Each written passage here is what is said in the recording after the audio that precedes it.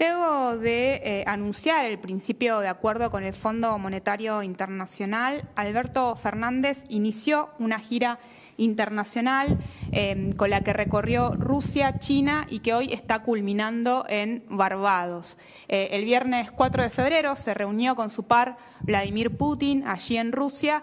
Ambos mandatarios anunciaron que se van a profundizar las relaciones comerciales entre los países. Sí, el anuncio tal vez más resonante tenga que ver con lo que ocurrió en China, donde Fernández anunció que Argentina pasa a integrar la denominada Ruta de la Seda, que se conoce como Iniciativa de la Franja y la Ruta. Esta es una iniciativa que lleva adelante China desde hace muchísimos años para estimular el flujo del comercio, las inversiones, potenciar las relaciones comerciales, fundamentalmente con Europa, con África y América Latina.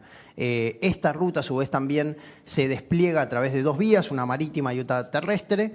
Y en el marco de los acuerdos que se cierran entre el gobierno de Argentina y el chino, contempla la realización de distintos tipos de obras de infraestructura energética, agua, cloacas, por un monto que sería de 23.700 millones de dólares, como para darle una envergadura a lo que es este proyecto, por lo que sabemos hasta ahora.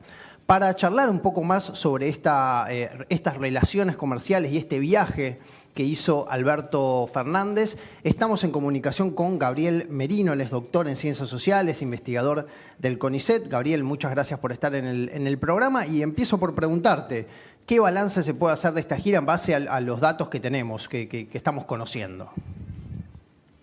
Bueno, ¿qué tal? ¿Cómo están? Un gusto estar con ustedes. Para mí, en primer lugar, fue la gira y representó un reequilibrio estratégico de las relaciones o de inserción internacional de la Argentina, que venía bastante ligada a estrechar lazos con Occidente y particularmente con sectores progresistas, liberales de Occidente, de cara a la negociación con el fondo, y venía frenado justamente, por ejemplo, el ingreso de la Argentina a la nueva Ruta de la Seda, o a esta iniciativa del Cinturón y la Ruta. Ya, de hecho, este viaje estaba frenado, ha sido anunciado varias veces, incluso en abril del año pasado había sido como un momento también que casi viaja Alberto Fernández, a China particularmente. Bueno, ahora vemos, ¿no?, esta jugada. Me parece que es clave y es central porque va, ¿no?, a las dos potencias que representan, las dos potencias emergentes que representan un cambio en el orden mundial, un avance desde hace años hacia un mundo multipolar. Ya China y Rusia desde 1997 afirmaron avanzar en este mundo multipolar frente a un mundo unipolar dominado por Washington. Y ese mundo multipolar también implica otra multilateralidad, es decir, otro conjunto de instituciones multilaterales que tiendan a repartir de otra manera el poder y la riqueza mundial, concentradas en el norte global, en Occidente. Y justamente esta nueva multilateralidad, que se opone a la vieja multilateralidad como el FMI, tiene, entre otras instituciones claves, la nueva Ruta de la Seda. La incorporación de la Argentina a la nueva Ruta de la Seda es, me parece, una decisión muy importante que mueve el tablero de la región, por lo menos, porque es el primer país de los llamados grandes de la región de América Latina en incorporarse a la iniciativa y obviamente no es muy bien visto esto por Washington, pero también marca en ese sentido cierta autonomía relativa que pudo marcar la Argentina en relación a Washington y a Occidente, ¿no? Ir con las potencias emergentes. Gabriel, ahí vos mencionabas la Ruta de la Seda, nosotros hacíamos una pequeña introducción al presentar la entrevista. ¿Podrías explicarnos un poco más de qué trata esta iniciativa y qué implica en términos comerciales, en términos económicos para Argentina, pero como también vos decías, para la región?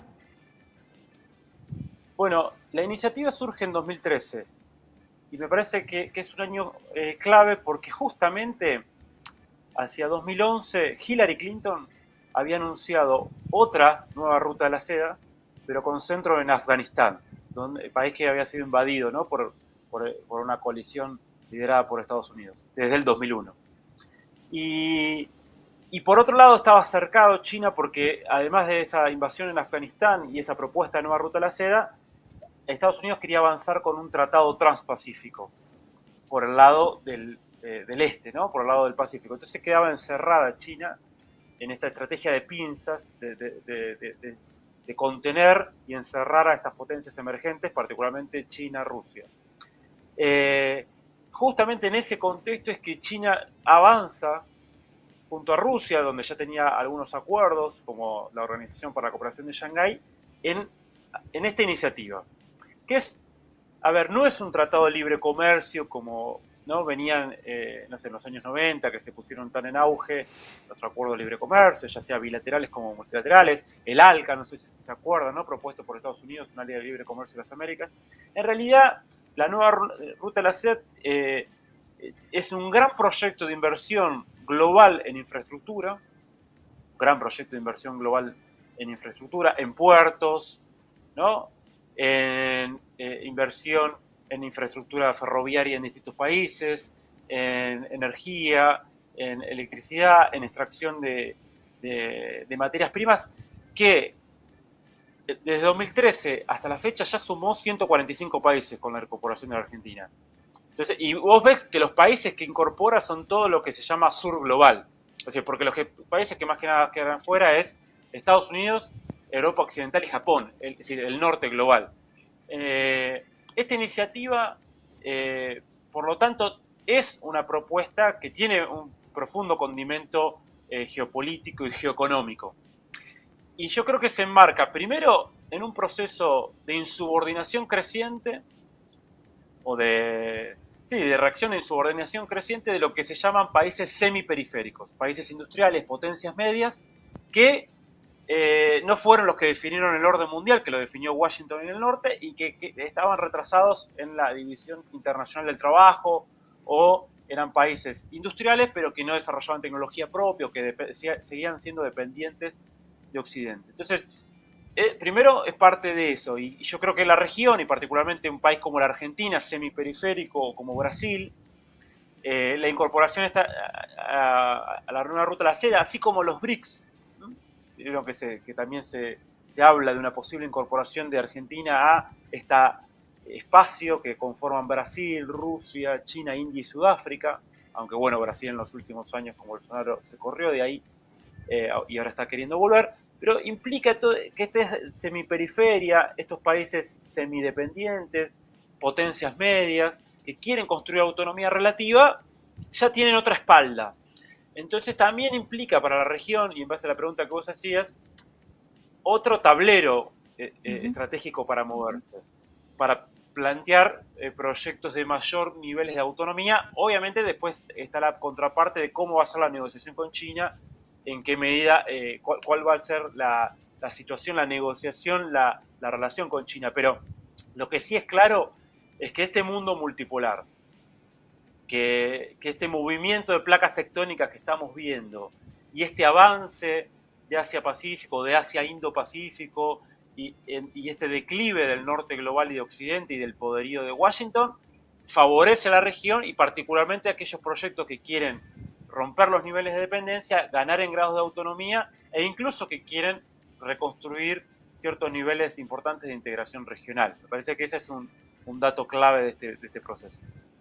En relación a la negociación que llevó adelante la Argentina con el FMI, que se anunció hace ya algunos días, este principio de acuerdo, había dos posturas, una que por un lado planteaba la necesidad de romper con el fondo y apoyarse justamente en la relación con China y Rusia para llevar adelante y para poder sostener esa ruptura y la negociación siguiente. Y por otro lado había otra posición que planteaba que justamente Rusia y China eran también un escollo a la hora de llevar adelante esa ruptura, ¿no? Que le estarían pidiendo a la Argentina que tampoco realice esa ruptura. La pregunta sería para vos, ¿qué rol vienen desempeñando estos países en este tipo de organismos? Si es que, en lo referido puntualmente con el FMI, es que disputan un liderazgo en torno al interior de este organismo o si están buscando una hegemonía por fuera. No, con respecto al FMI, o sea, China intentó jugar, China tiene una estrategia dual. Juega en las viejas instituciones, en los viejos esquemas, pero construye los propios, o construye sobre todo trata de construir con el sur global, con los países periféricos y semiperiféricos, etc. De hecho, está trabado por el Congreso de Estados Unidos desde hace años actualizar la cantidad de votos que tiene China en el FMI acorde, ¿no?, a la magnitud, que es la segunda economía mundial en términos nominales, pero la primera en términos reales, de poder adquisitivo real. Y eso no lo va a ceder Estados Unidos, porque Estados Unidos se asegura, al tener más del 15% de los votos, se asegura el poder de veto, y por lo tanto se manda más. Y esas instituciones fueron creadas como parte de la hegemonía estadounidense a partir de la posguerra, de la Segunda Guerra Mundial, ¿no? Bretton Woods y todo ese conjunto de instituciones multilaterales que son pilares, que fueron pilares de la hegemonía estadounidense. En tanto esa hegemonía entra en crisis, esas instituciones también pierden poderío, pierden capacidad y se construyen otras. De hecho, China y los BRICS participa de otras instituciones que están eclipsando a esas viejas instituciones, esos organismos multilaterales de crédito, organismos financieros. Por ejemplo, China construyó un banco central de esta nueva ruta de la seda, que es el Banco Asiático de Inversión en Infraestructura, ¿no? Y ya Argentina es parte también de esa entidad. Y hoy por hoy, la masa de recursos que mueve ese banco es impresionante. Por otro lado, en Fortaleza, Brasil, en 2014, en el marco de la reunión de los BRICS, se crearon dos instituciones también muy importantes, que por eso creo que Argentina tiene interés en entrar en los BRICS en este sentido, que es un banco de los BRICS y un fondo de los BRICS. Justamente como paraleleando esta idea de Fondo Monetario Internacional y Banco Mundial, bueno, un banco de los BRICS y un fondo de los BRICS, aunque eso quedó un tanto frenado por el cambio de política en Brasil y en la India. De hecho, cuando en Brasil, en Fortaleza, Brasil, se crearon estas instituciones, Washington, ¿no?, abrió grande los ojos, se pusieron muy nerviosos en este sentido. Y empezaron a impulsar más fuertemente presiones contra el gobierno de PT. Entonces, se está construyendo otro conjunto de instituciones, como acá en la región fue la construcción de la UNASUR, que también había una idea de construir un Banco del Sur y un Fondo del Sur, y ojalá que también esos proyectos vuelvan a ponerse sobre la mesa. Me parece que se están construyendo otras instituciones y que tienen otra lógica. Un cambio fundamental es que estas nuevas instituciones no te imponen el programa neoliberal del consenso de Washington, ¿no? Como si es en el caso del FMI, y estas otras instituciones no. Así que creo que sí, está surgiendo todo otro multilateralismo y bueno, y que compite con esas viejas instituciones. Argentina está como en el medio, ¿no? Entre lo viejo que no termina de morir y lo nuevo que están haciendo. Y la región está, porque también la región tendría que tener como más una personalidad propia, una voz propia, como en su momento, insisto, era el tema de los bancos, el Banco del Sur y el Fondo del Sur. Gabriel, como para ir terminando, te queríamos consultar, entendiendo las características que vos mencionás que tiene este acuerdo y también entendiendo este nuevo escenario que estás describiendo, ¿pensás que implican un reposicionamiento en la política internacional del gobierno de Alberto Fernández? ¿Pensás que hay continuidades en la relación con China con los últimos gobiernos? ¿Cómo lo ves? Para mí sí implica, porque de hecho un montón de cuestiones estaban frenadas ya desde el gobierno de Macri, como por ejemplo la cuarta central nuclear con China, por presiones de Washington.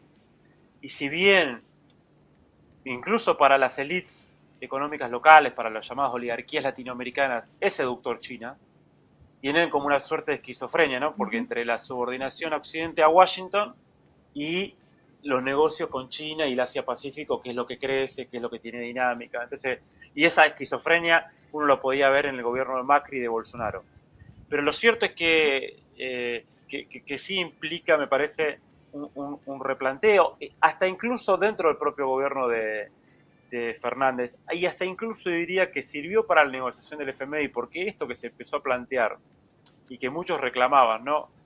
Que poner en la mesa las negociaciones con el FMI, bueno, está China, Rusia y hay otro mundo que puede también, sobre la cual Argentina puede recostarse, puede conseguir otros márgenes de maniobra, y poner sobre la mesa también que bueno, eso corre por otro lado, la idea de no pagar más hasta lograr un acuerdo, entrar en mora.